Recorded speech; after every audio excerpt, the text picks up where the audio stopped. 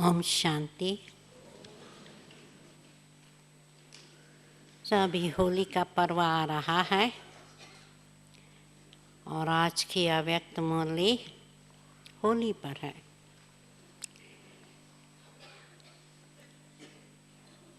तो हमें सबसे पहला डायरेक्शन बाबा से मिला, पवित्र बनो, योगी बनो। तो आज बाबा होली का अर्थ बताते हैं। होली मनाना अर्थात हाईएस्ट और होलीएस्ट बनना। सिर्फ होली नहीं बनना है, पवित्र नहीं बनना है, होलीएस्ट बनना है।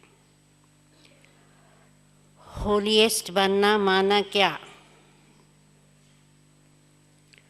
कि स्वप्न में भी अपवित्रता का अंश न हो। कोई भी पुराना संस्कार मनसा वाचा कर्मणा तो छोड़ो, परंतु स्वप्न में भी अपवित्रता का अंश न हो। तो ये ओरिजिनली 7 मार्च 93 की मुरली है। आज हम रिवाइज कर रहे हैं। आज बाप दादा अपने सर्व हाईएस्ट और होलीएस्ट बच्चों को देख रहे हैं। शायद अभी तो हम हाईएस्ट नहीं बने हैं और होलीएस्ट भी नहीं बने, परंतु त्रिकालदर्शी बाप क्या कर रहे हैं, हमारा फ्यूचर जो देवता पद है उसमें हम कितने हाईएस्ट और होलीएस्ट है वो देख रहे हैं। तो हमारी प्रेजेंट स्टेज को नहीं देखते हैं, हमारी भविष्य स्टेज को देखकर हमें हाईएस्ट और होलीएस्ट का टाइटल देते हैं। सभी बच्चे इस बेहद के ड्रामा के अंदर व सृष्टि चक्र के अंदर सबसे हाईएस्ट भी हो और सबसे ज़्यादा होलीएस्ट भी हो। आदि से अब संगम समय तक देखो कि आप आत्माओं से कोई हाईएस्ट श्रेष्ठ बना है? सारे चक्कर में देखो, आदि से अभी तक हमारे जैसा कोई हाईएस्ट और होलीएस्ट बना है? जितना आप श्रेष्ठ स्थिति को और श्रेष्ठ पद को प्राप्त करते हो, इतना और कोई भी आत्माएं, चाहे धर्म पिताएं हैं, चाहे महान आत्माएं हैं, कोई भी इतना श्रेष्ठ नहीं रहे। क्यों? हमने श्रेष्ठ स्थिति को कैसे पाया? ऊंचे ते ऊंच भगवान द्वारा डायरेक्ट पालना हाईएस्ट बनने का कारण, ऊंचे ते ऊंच भगवान द्वारा हमने डायरेक्ट पालना ली, पढ़ाई और श्रेष्ठ जीवन की श्रीमत लेने वाली आत्माएं हो। जानते हो ना अपने को? अपने अनादि काल को देखो। अनादि काल में भी परम धाम में बाप के समीप रहने वाली आत्माएं हो। अपना स्थान याद है ना? तो अनादि काल में भी हाईएस्ट हो, समीप और साथ हो, और आदि काल में भी सृष्टि चक्र के सतयुग काल में देव पद प्राप्त करने वाली आत्माएं हो।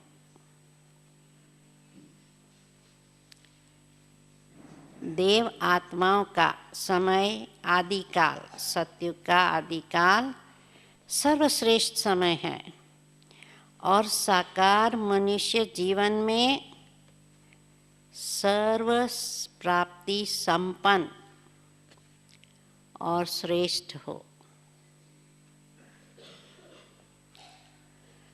सृष्टि चक्र के अंदर ये देव पद अर्थात देवता जीवन ही ऐसी जीवन है जहाँ तन, मन, धन और जन चारों ही प्रकार की सर्व प्राप्तियां प्राप्त है। तन, मन, धन, जन हर प्रकार के सुख और प्राप्तियां हैं। अपनी दैवी जीवन याद है कि भूल गए हो? अनादिकाल भी याद आ गया, आदिकाल भी याद आ गया, तो अच्छी तरह से याद करो। तो दोनों समय में हाईएस्ट होना, अनादिकाल और आदिकाल दोनों समय में हाईएस्ट होना, अपने आप को याद दिलाओ अपनी हाईएस्ट स्टेज। उसके बाद मध्य काल में आओ तो द्वापर में आप आत्माओं के जड़ चित्र बनते हैं, अर्थात आप पूज्य आत्माएं बनते हो। और पूज्य में भी देखो, सबसे विधि पूर्वक पूजा देवात्माओं की होती है। आप सबके मंदिर बने हैं, डबल विदेशियों के मंदिर बने हुए हैं, समझते हो? आपके मंदिर बने हैं हाँ? कि सिर्फ भारतवासियों के बनते हैं? बने हुए हैं ना। जैसे देव आत्माओं की पूजा होती है, ऐसे और किसी आत्माओं की पूजा नहीं होती। कोई महात्मा वगैरह को मंदिर में बिठा देते हैं। आजकल तो महात्माओं के भी मंदिर बनते हैं, या जिन्होंने अपना अपना पंथ स्थापन किया है, जैसे हरे कृष्ण वाले, उनके गुरु का करते हैं। सत्यनारायण, अरे स्वामी नारायण के भी अपने गुरु का मंदिर स्थापन करते हैं। लेकिन ऐसे भावना और विधि पूर्वक हर कर्म की पूजा हो, मंदिर बनाएंगे परंतु ज़्यादा से ज़्यादा एक बारी आरती हो जाएंगी। लेकिन देवताओं की तो हर कर्म की पूजा होती है। सवेरे उठते हैं उस समय उनका पूजा होती है, स्नान करने के बाद श्रृंगार करके बाहर आते हैं तो उनकी पूजा होती है, भोजन के टाइम पूजा होती है, शाम को उनको जगाते हैं आराम करके तब पूजा होती है, रात को सोने जाते हैं उसके पहले पूजा और दर्शन होते हैं। तो हर कर्म की पूजा होती है। महात्माओं की ऐसी पूजा नहीं होती। तो मध्य काल में भी पूज्य रूप में हो, श्रेष्ठ हो, हाईएस्ट हो। अब अंत में आओ। अब संगम युग पर भी ऊंचे ते ऊंच ब्राह्मण आत्माएं, ब्राह्मण सो फरिश्ता आत्माएं बनते हो। अभी की स्टेज पे कोई कम नहीं है, अभी भी ब्राह्मण सो फरिश्ता बनते हैं। तो अनादि, आदि, मध्य और अंत हाईएस्ट हो गए हो ना। है इतना नशा? रूहानी नशा है ना, अभिमान नहीं लेकिन स्वमान है, स्वमान का नशा है। स्व अर्थात आत्मा का, श्रेष्ठ आत्मा का रूहानी नशा है। तो सारे चक्र में हाईएस्ट भी हो और साथ साथ होलीएस्ट भी हो। चाहे और आत्माएं भी होली अर्थात पवित्र बनती है, लेकिन आपकी वर्तमान समय की पवित्रता और देवता जीवन की पवित्रता सभी से श्रेष्ठ और न्यारी है। इस समय भी संपूर्ण पवित्र अर्थात होली बनते हो।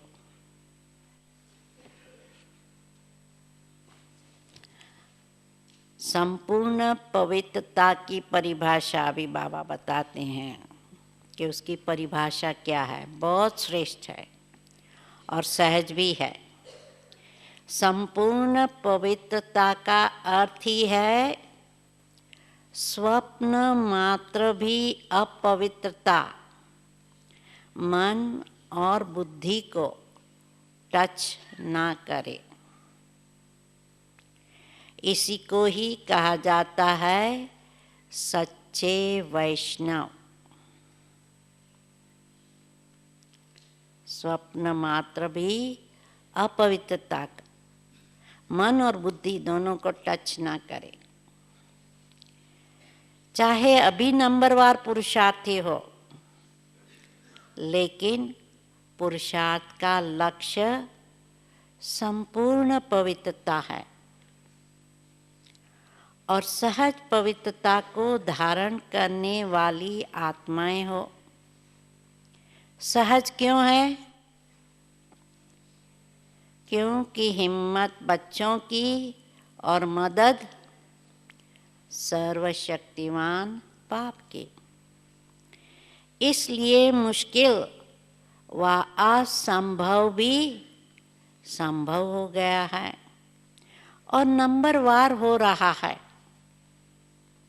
तो होली अर्थात पवित्रता की श्रेष्ठ स्थिति का अनुभव आप ब्राह्मण आत्माओं को है।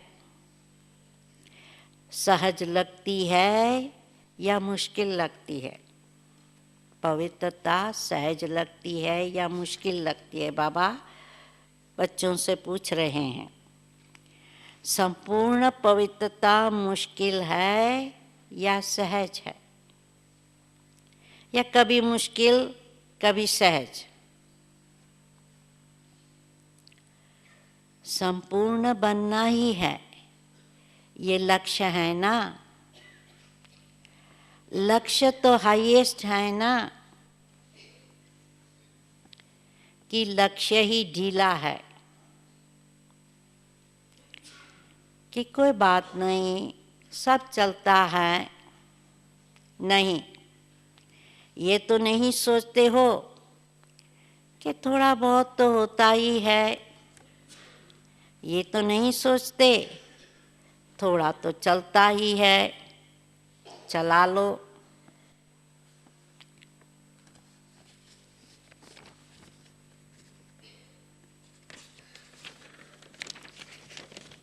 किसको क्या पता पड़ता है? कोई मनसा तो देखता ही नहीं है, कर्म में तो आते ही नहीं हैं। कई अपना बचाव करते हैं कि थोड़ा थोड़ा तो होता ही है, अभी संपूर्ण कहाँ बने हैं, कौन बना है। ऐसे करके अपने को ढीला रख के चलाते हैं। तो बाबा पूछते हैं ऐसे तो नहीं सोचते हो? लेकिन मनसा के वाइब्रेशन भी छिप नहीं सकते।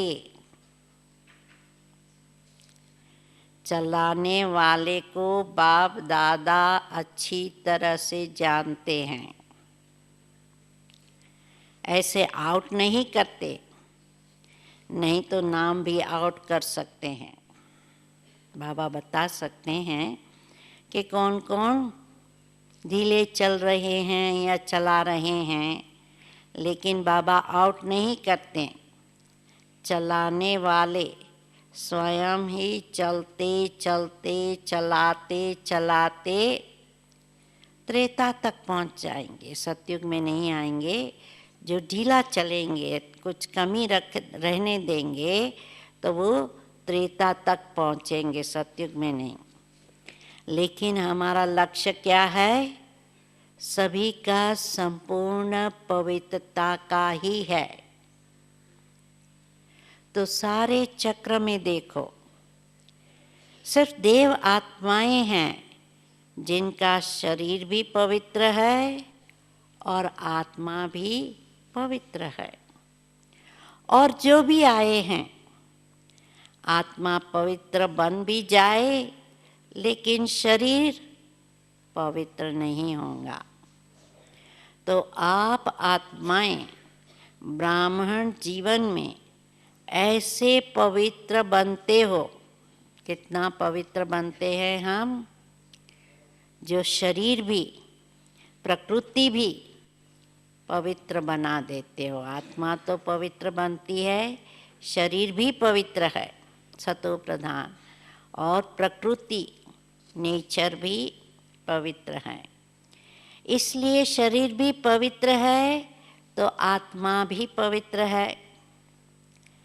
लेकिन कौन सी वो आत्माएं हैं जो शरीर और आत्मा दोनों से पवित्र बनती हैं? उनको देखा है? कहाँ है वो आत्माएं हैं?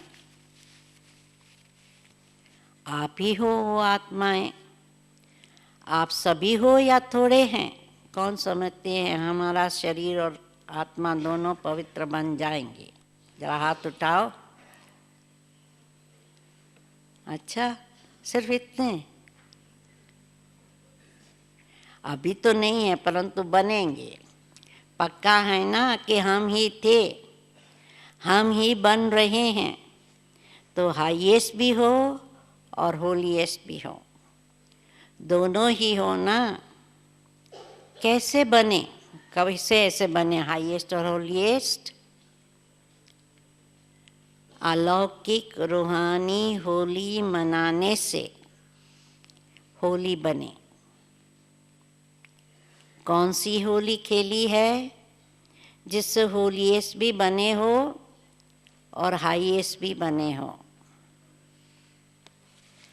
सबसे अच्छे से अच्छा श्रेष्ठ रंग कौन सा है? सबसे अविनाशी रंग है बाप के संग का रंग। दुनिया में रंग लेकर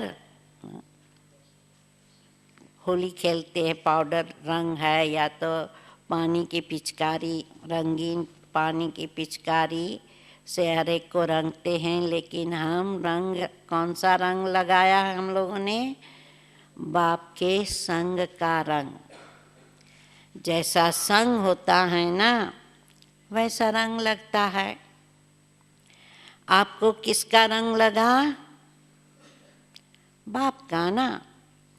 तो बाप के संग का रंग जितना पक्का लगता है, उतना ही होली बन जाते हो, अर्थात संपूर्ण पवित्र बन जाते हो। संग का रंग तो सहज है ना। बाप के संग में रहो तो रंग आप ही लग जाएगा। फिर मेहनत करने की आवश्यकता नहीं है। संग में रहना आता है ना। संग में रहना आता है कि डबल विदेशियों को अकेला रहना, अकेलापन महसूस करना जल्दी आता है।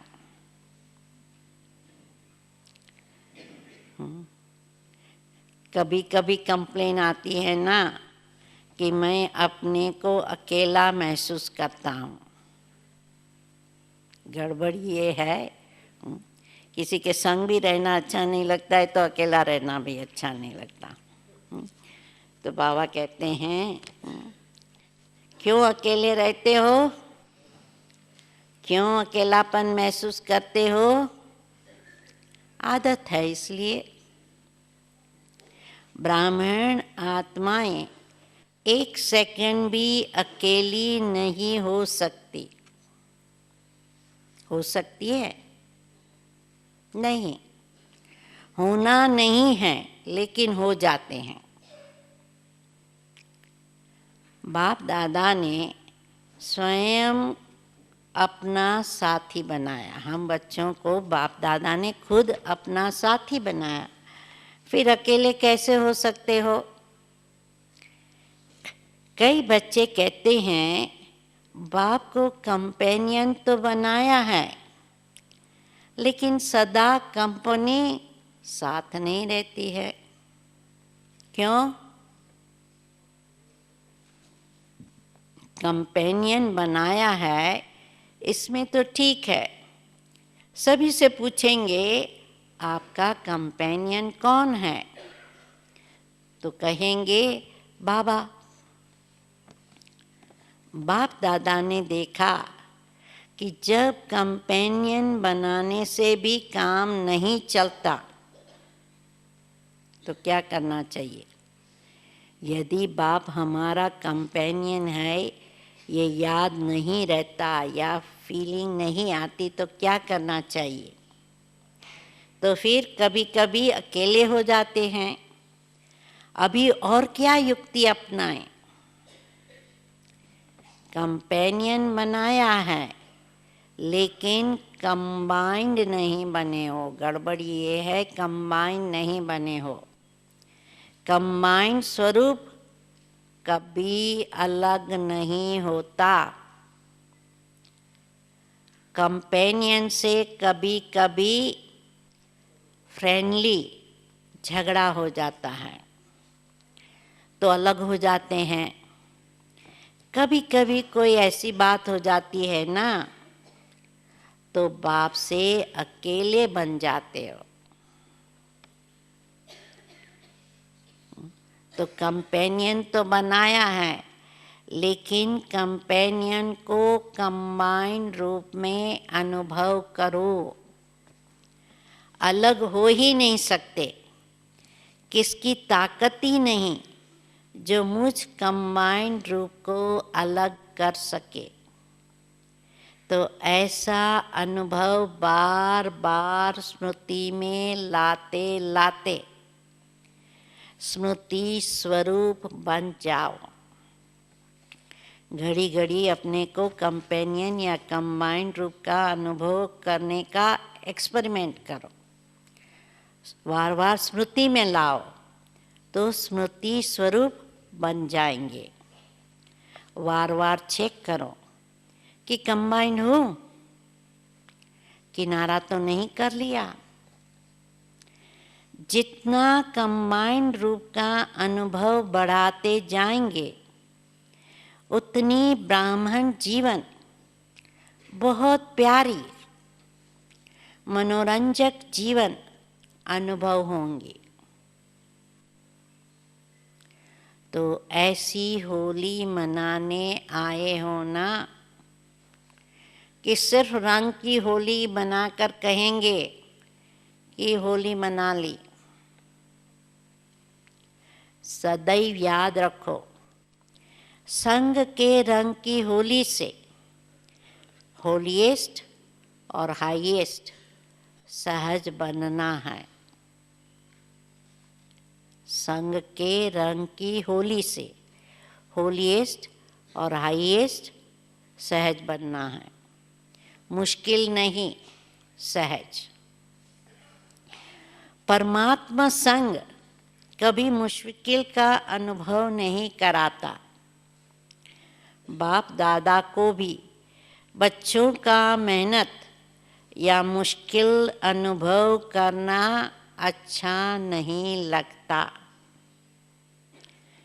मास्टर सर्वशक्तिवान वह सर्वशक्तिवान के कंबाइंड रूप, और फिर मुश्किल कैसे हो सकती? जरूर कोई अकेलापन व आलस्य व पुरानी पास्ट लाइफ के संस्कार इमर्ज होते हैं, तब मुश्किल अनुभव होता है। जब मर्जीवा बन गए तो पुराने संस्कार की भी मृत्यु हो गई। पुराने संस्कार इमर्ज नहीं हो सकते। अपने आप को समझते हो कि हम मर्जीवा बन गए। यदि मर्जीवा बन गए तो पुराने संस्कार की बात ही नहीं, हो ही नहीं सकते। तो बिल्कुल भूल जाओ कि हम पुराने जन्म के हैं। अपना शूद्र जन्म को बिल्कुल भुला दो।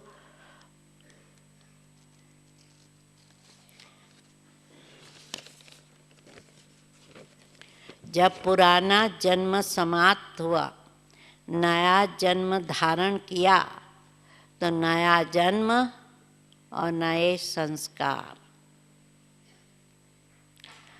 अगर माया पुराने संस्कार इमर्ज कराती भी है तो सोचो, अगर कोई दूसरे की चीज आपको आकर के देवे तो आप क्या करेंगे? रख देंगे? स्वीकार करेंगे? सोचेंगे ना कि हमारी चीज नहीं है, ये दूसरे की चीज मैं कैसे ले सकता हूँ? अगर माया पुराने जन्म के संस्कार इमर्ज करने के रूप में आती भी है तो आपकी चीज तो आई नहीं। सोचो, ये मेरी चीज नहीं है, ये पराई है।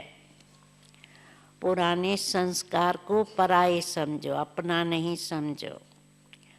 पराई चीज को संकल्प में भी अपना नहीं मान सकते। मान सकते हैं? सोचो, पराई चीज जरूर धोखा देंगी, दुख देंगी।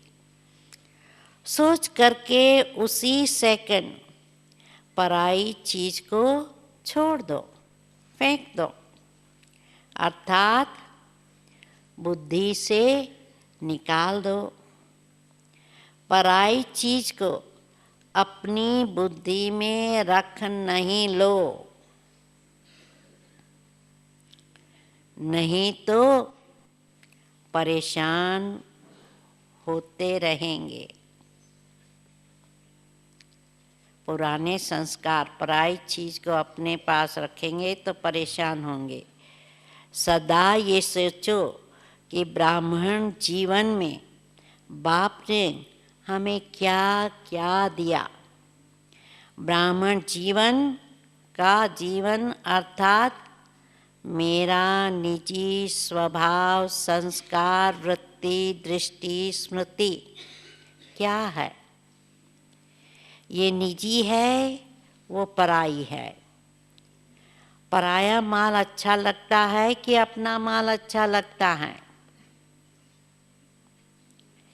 ये रावण का माल है और ये बाप का माल है।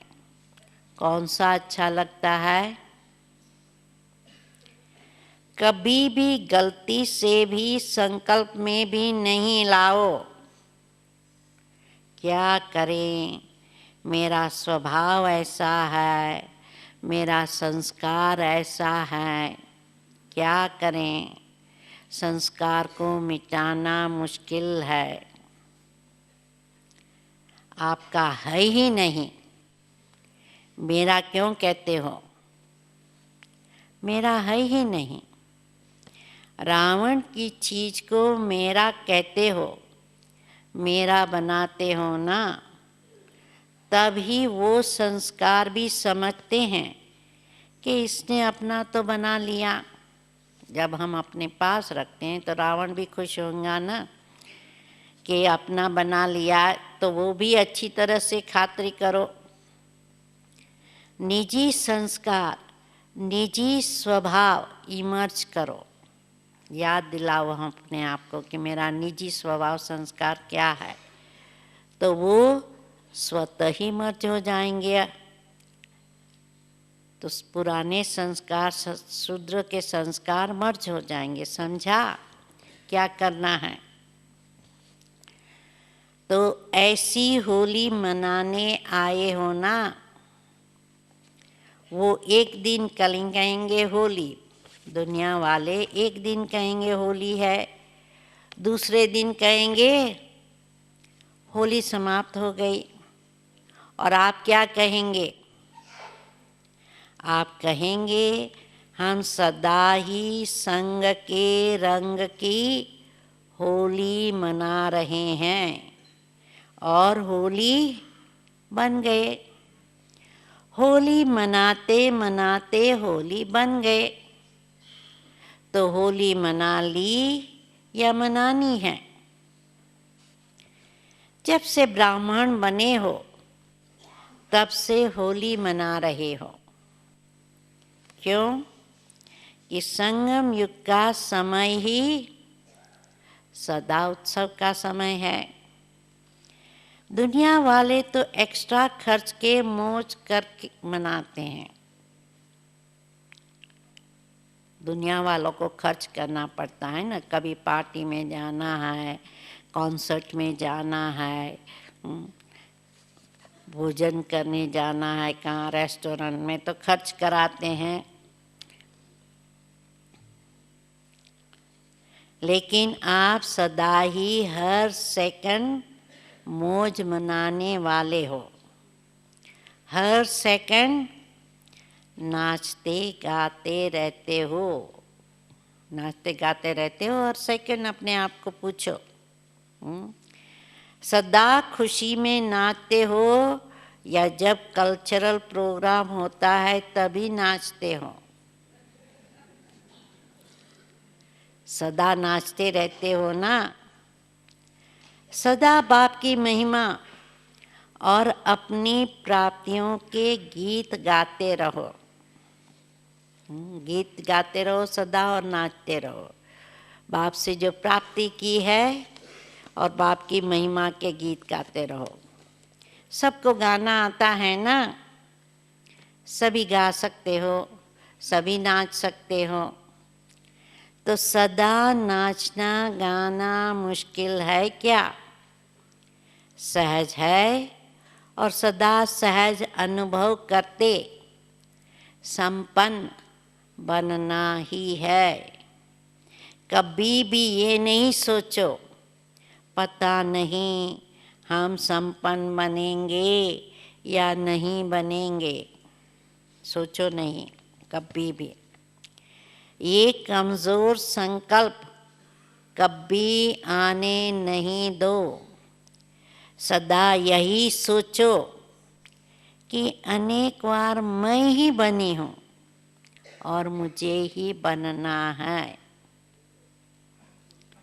अच्छा, चारों ओर के सदा परमात्मा संग के रंग की होली मनाने वाली, परमात्मा संग के रंग की होली मनाने वाली श्रेष्ठ आत्माएं, सृष्टि चक्र के अंदर सदा हाईएस्ट पार्ट बजाने वाली श्रेष्ठ आत्माएं,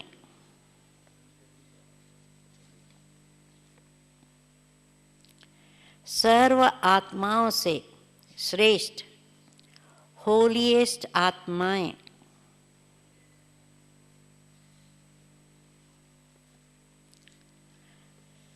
सदा कंबाइंड रहने वाली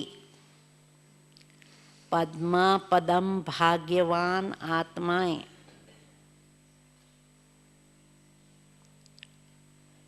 सदा सर्व की मुश्किल को भी सहज बनाने वाली ब्राह्मण आत्माएं,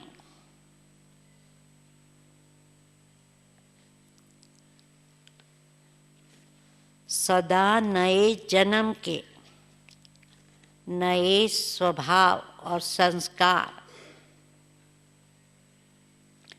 नए उमंग उत्साह में रहने वाली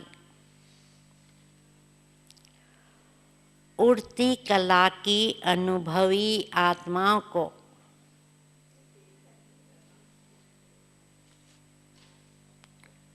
बाप दादा का याद, प्यार और नमस्ते।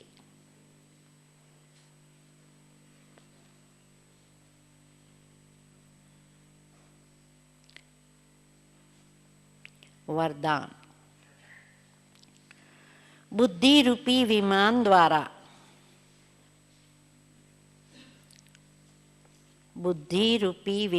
द्वारा सेकंड में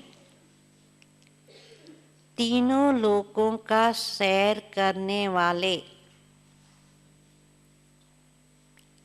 एक सेकंड में तीनों लोकों का सैर करने वाले सहज योगी भव।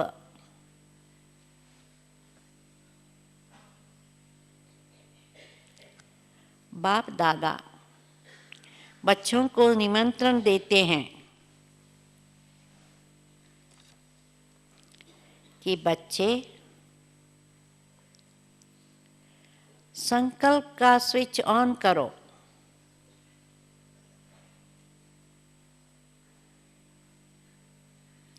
और वतन में पहुंचकर निमंत्रण देते हैं वतन में आने का। उसके लिए संकल्प का स्विच ऑन करना है। वतन में पहुंचकर सूर्य की किरणें लो, ज्ञान सूर्य की किरणें लो, तो साथ साथ चंद्रमा की चांदनी भी लो।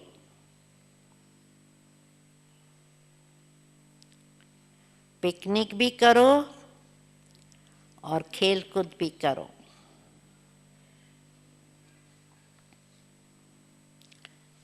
इसके लिए क्या चाहिए? पहले तो स्विच ऑन करने की बात की, अभी कहते हैं सिर्फ बुद्धि रूपी विमान में डबल रिफाइंड पेट्रोल की आवश्यकता है। डबल रिफाइन अर्थात एक निराकारी निश्चय का नशा।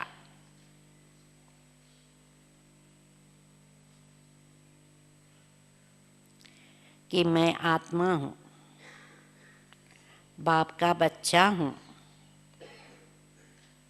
दूसरा, साकार में सर्व संबंधों का नशा।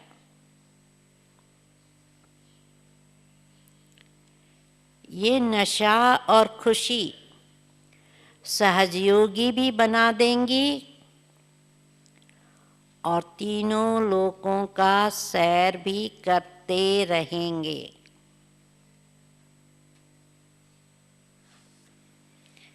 डबल रिफाइंड पेट्रोल,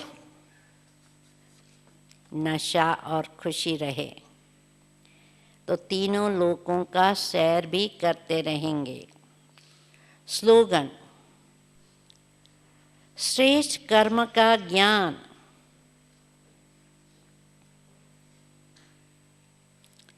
श्रेष्ठ कर्म का ज्ञान ही श्रेष्ठ भाग्य की लकीर खींचने का कलम है। श्रेष्ठ कर्म का ज्ञान ही श्रेष्ठ भाग्य की लकीर खींचने का कलम है। हमारे भाग्य की लकीर हमें खींचनी है। कैसे? कलम दिया है बाबा ने, श्रेष्ठ कर्म का ज्ञान।